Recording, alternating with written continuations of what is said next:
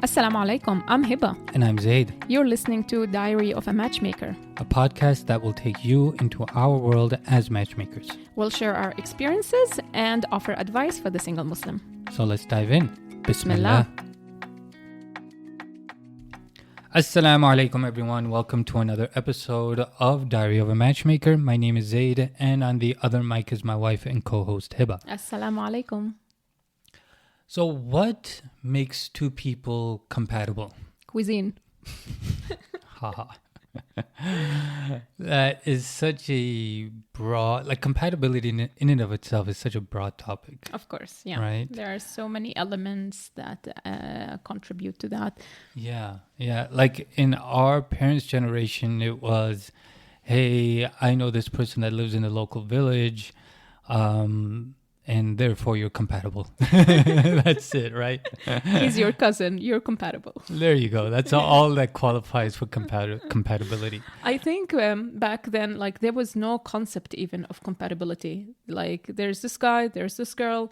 They're both the right age. Let's get them married. They both speak the same language, Exactly. same ethnicity, and hence they're compatible. Yeah. When actually, in fact, the Prophet ﷺ, like in Islam, compatibility plays a major role when it comes to marriage. Mm-hmm. And I don't know, like I remember stories back home. You would find like girls, 18, 19-year-olds, suddenly you hear they got engaged, they got married. And very soon after, a lot of these marriages fell apart. Wow. And because there was no due diligence, there wasn't any talk about life after marriage, about expectations, about views, about whatever. It's just like, oh, mashallah, she's beautiful.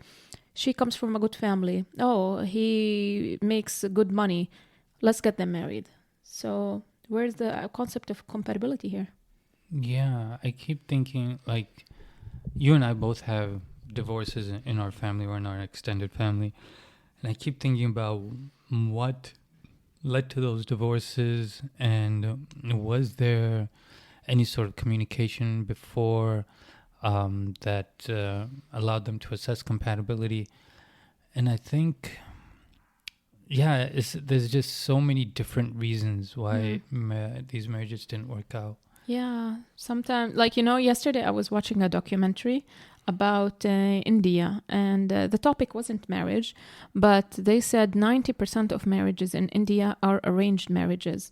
And it's not what we mean by arranged, that there was like a mutual friend and they started talking to each other and discussing and all of that. No, what it means that the families arrange the marriage, and sometimes they don't even see each other until the wedding day. Yeah, like my uncle's situation, he didn't see his wife until I think after they were married. Wow. Yeah, it's crazy. But yeah, the reason we're bringing up this question and talking about this is because we had a very interesting experience not too long ago with somebody that was looking to find a match. So for the sake of privacy, we will change her name and her profession and call her Aisha. So Aisha scheduled a call with us, and mashallah, she's a very accomplished girl in her field. For the sake of privacy, we'll say she's a neurosurgeon. And when we spoke to her, it was very clear that she was a bit of an overachiever. Mashallah, very successful, very accomplished in her field. And she was looking for somebody that matched her drive and ambition. And when we were done with the call, you were going to say something? No, I was just going to say she wanted somebody who wanted to change the world. I don't know if she put it in those words. Not but in those words. I did get that impression. But yeah, when we finished the call with her, we knew she was going to be difficult to match. But nonetheless, we did have somebody that was pretty intelligent and accomplished in his own way. So we first reviewed both of their forms.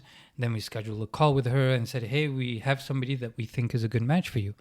And this brother, mashallah, he was pursuing his PhD at an Ivy League school with plans to write and publish books. And during the presentation, so we introduced pictures, a video, we did a full introduction, or more like a presentation of this match. And keep in mind, Aisha's mom was on the call too. And as soon as we introduced him, the response was, why is he pursuing his PhD so late? Now, bear in mind, this brother is in his early 30s. And it wasn't his first year. Yeah. And then Aisha continued to ask, what makes you think he's compatible with me? And the questions just kept coming. And then the one statement that really irked me, that was something that I hear often during my search, was, does his income match Aisha's income? Because we're looking for someone that matches in that regard. And then Aisha went on to say after that, I don't find many successful marriages where there is a large income disparity between the husband and wife. She did say that she's like the least materialistic person. She kept emphasizing that. And for some reason, she felt like she had to say, I'm a very humble person. I can't stress enough how humble I am, which is actually very strange because a humble person doesn't say they're humble.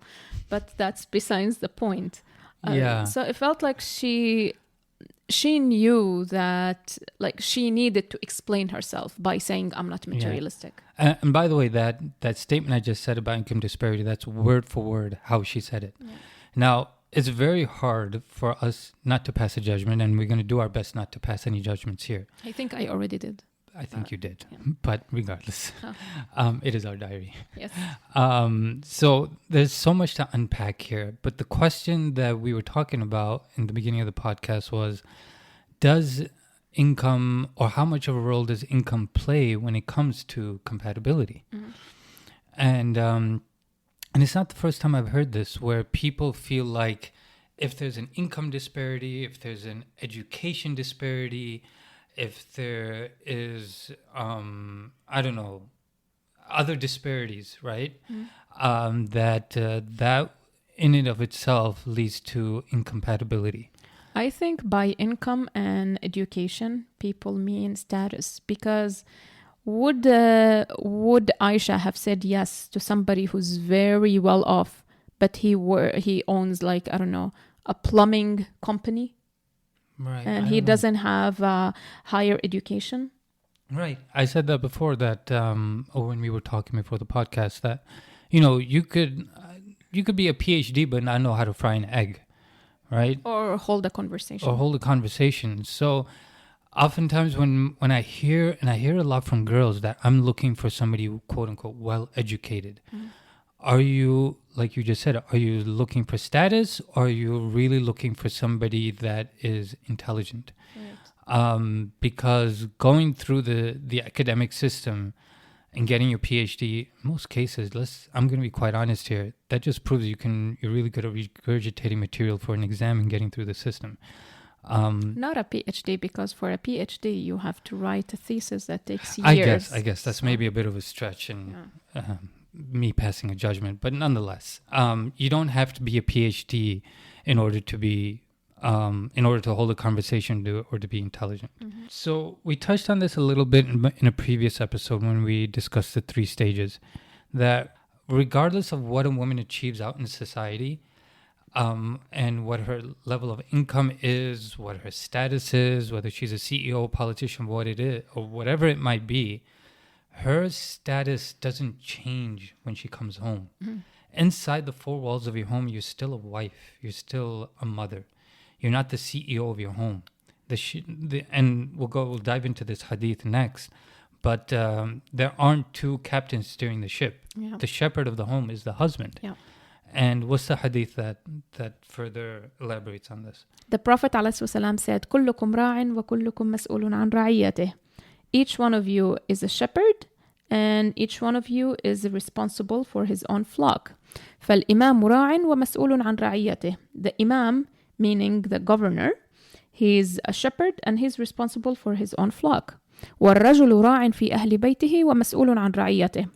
And the man is a shepherd in his house, and his family, and he's responsible for his flock. والمرأة راعية في بيت زوجها ومسؤول عن رعيتها. And the woman is a shepherd in her husband's house, and she's responsible for her flock. So each one of us has their own responsibilities, and they're going to be asked about their responsibilities. So the husband and the wife, they're not competing for the same role. Each one of them has a different role, which they're going to be asked about. So just each one of us should take care of their own role instead of competing with the other person. Right, because when we're searching for status and we're searching for educational achievements and things like that, then it's like we're competing, like you said. When people say things like, oh, compatibility means they're at the same educational level or income level, that kind of understanding and those beliefs come from a place where you don't understand what our deen says about roles and responsibilities, right? Actually, the Prophet ﷺ specifically addressed this when he said the hadith we mentioned multiple times, that a woman is usually proposed to either for her wealth, for her beauty, for her status / lineage, or for her deen. So marry the one with the deen, you'll be successful. And lineage or status in those days, today it translates to, like we said, status in the society, education, your achievements, your income, all of that. Right. So we're doing exactly the opposite of what the Prophet ﷺ said. You know, I have a friend in Palestine. She's a doctor. She's a woman's doctor. Okay, and gynecologist. And she's married to a plumber.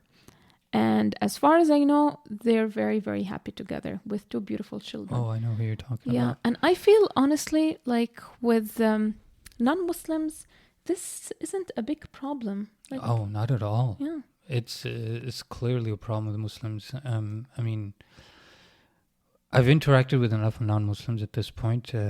These conversations never come up, you know, or these issues never come up. Like you see, I don't know, a woman who, I don't know, she's an engineer or something, and she's married to a guy who works in construction, or even, you know, the topic of racism, which we should dedicate an episode to. Yeah. Like you see people with like different complexions, and they're like, it's fine. Like it's not even a topic to mention. Yeah. It's like Baba Ali said once that everyone wants Bilal radiallahu anhu until he comes to propose to and ask for your daughter's hand in marriage. Yeah, yes. I guess. Yeah. Yeah. On the flip side, that there is a good point that you know, you want. Some people believe in. I feel like there is some truth to this, where you want the lifestyles to match, right? Where, let's say, for example, the girl comes from a very well-off family, has enjoyed a very lavish lifestyle, and here comes a guy that is a plumber. And even though, by the way, plumbers earn a lot. Yeah, but let's say they don't. There was a Frasier episode where turns out the plumber drives a better car than him. Oh, really? Yeah, they charge a lot. Than Dr. Frasier?